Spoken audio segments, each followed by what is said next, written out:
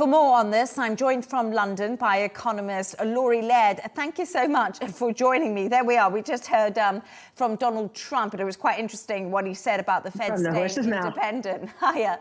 But let's just go on to the Lisa Cook story first. Is this ruling a blow for President Trump and a win for the Fed, as Lisa Cook can now stay in place for this policy meeting, which of course starts today?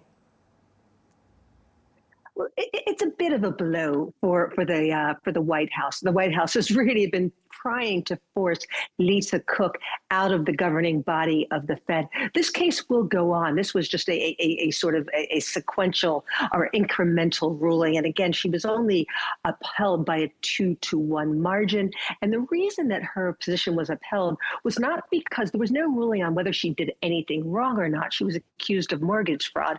There's been some documentation out over the past week or so that throws some questions over that allegation. But it came down to due process.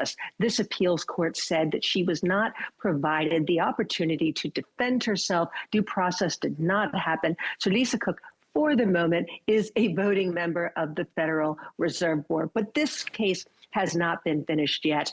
I think if we go back very briefly to Stephen Myron, and Donald Trump spoke about his handpicked appointment to the Federal Reserve governing body just before he got on Marine One. And he said he was going to ring Stephen Myron from the helicopter, which really throws up some questions about this person's independence when setting monetary policy.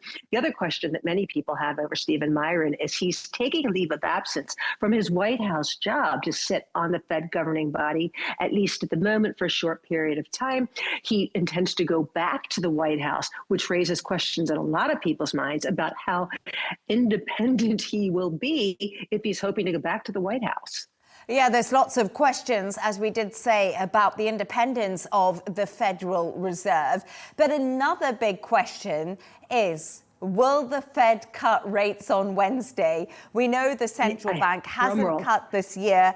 And to say the least, Donald Trump has been super frustrated over this. Your frustration probably doesn't begin to describe his dissatisfaction with Jerome Powell. I think that a quarter point reduction is probably in the cards. And Jerome Powell, who's the head of the governor's, head of the FOMC, which is the vote setting body, and the object of Donald Trump's ire, really teed up a rate cut last month with a keynote speech that he gave. I think the big question is what happens after that? Because one of the things that Powell said is that he thinks that rates right now are only moderately restrictive. That suggests that rates don't have that much further to fall, certainly not the full 3 percentage points that Donald Trump has said he wanted to see. Throw into the decision-making process, inflation in the U.S. hasn't gone away. It's going in the wrong direction, heading toward 3% at an annual rate. The Fed's goal, the Fed's target is a 2% inflation rate. That's a pretty big gap. You also look at consumer spending, which is about 2/3 of the U.S. economy, such an important part of the U.S. economy. If you use retail sales as a proxy for consumer spending, retail sales rose quite a bit in the month of August, 0.6%. That isn't adjusted for inflation, that number, but it's still a healthy rise, more than economists expected.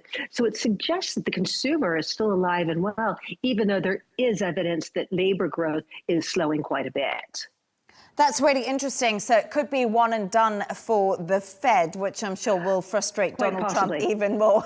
But, yeah, wait for that. Yeah, then, we'll have to definitely have a conversation on that day. But let's also just move on to something slightly different because Google is set to invest a huge amount of money, $6.8 billion, in the UK's artificial intelligence. And I find this really interesting because when we hear about these big sums of money, Laurie, I always wonder, how will this money be used and how will it translate? Will more jobs be created? Do we know what those jobs possibly are? Well, I always, those are really good questions. I always wonder, will this money materialize in the first instance? And we've seen going the other way, we've seen so many foreign corporations pledging money investment money in the U.S. And you wonder, gosh, can this money really come? So we sort of believe we'll see that large sum when it actually materializes. Google has said that it might create as many as 7,000 jobs, which is really a big chunk of jobs. And Leanne, there could be a lot more where that came from. The U.S. delegation is coming with Jensen Huang, who is the head of NVIDIA, the big chip maker, Satya Nadella, the head of Microsoft. So there's the suggestion that there may be more pledges, at least, of investment to come. So I think there'll be victory laps around Downing Street at the outcome of these sorts of talks, particularly because, well, a lot of tech companies believe that the UK has the technical prowess, it has the education system, it has the people who can take these jobs.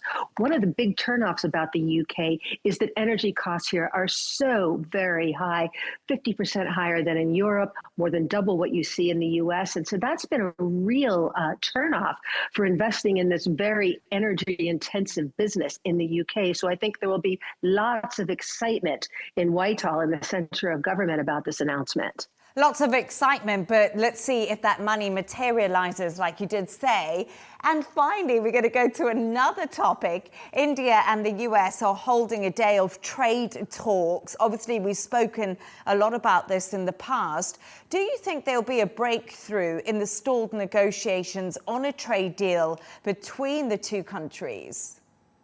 With great respect to both sides of this trade deal, no, Leanne, I don't see much coming out of this. The U.S. delegation in India is led by a pretty junior person who I don't think will have the authority to negotiate very much.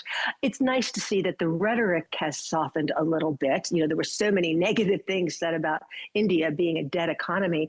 But I think one of the things that the U.S. wants to see out of India is an opening up of the agricultural market. Donald Trump would love to send a lot more farm products to India.